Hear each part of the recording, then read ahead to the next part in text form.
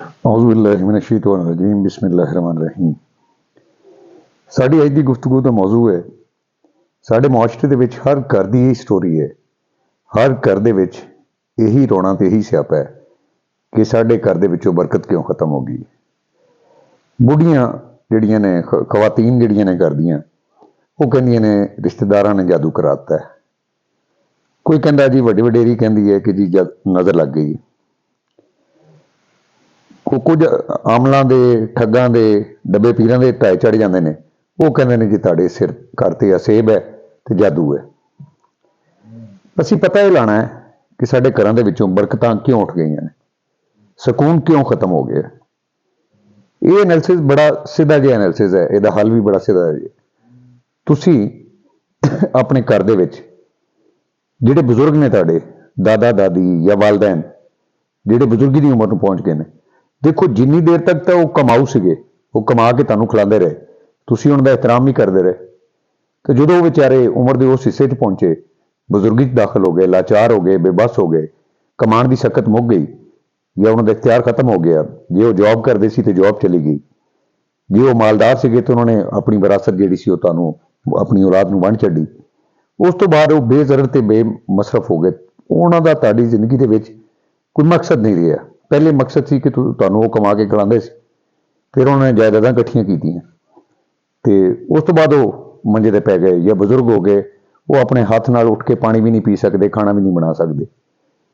तो ऐसी हालत दे विच तुसीं उन्हां नाल बदतमीजी ते उतर आते हो, तुसीं बेअदबी करते हो, तुसीं बहस मुबासा करते हो, उन्हां दी बेइज्जती करते हो।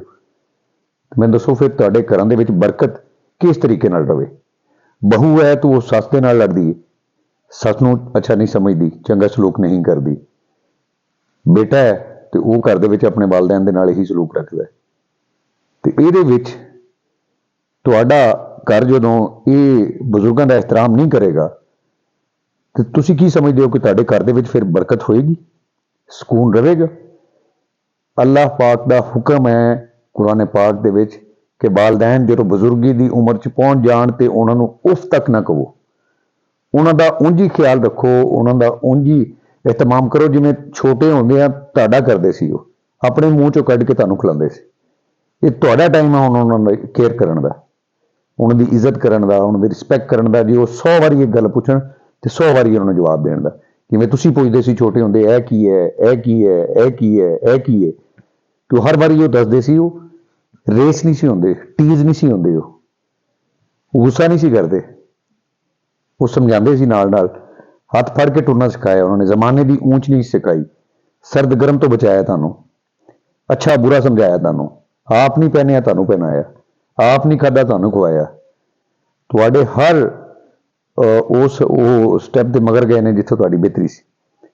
ते अज वो लाचार हो गए ने तो तुसीं उन्हां नूं जिहड़ा बेबस समझ के या बेकार समझ के लावारस समझ के सिट दिता उन्होंने।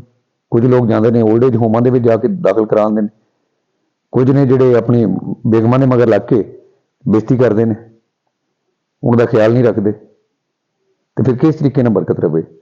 हदीस पाक है, हदीस पाक का मफहूम है कि तुहानूं घरां दे विच जिहड़ा रिज़क पहुँचाया जाता है वो तुहाडे घर दे विच मौजूद जिहड़े बजुर्ग ने वो बजुर्गों की बदौलत तुहानूं रिज़क पहुँचाया जाता है।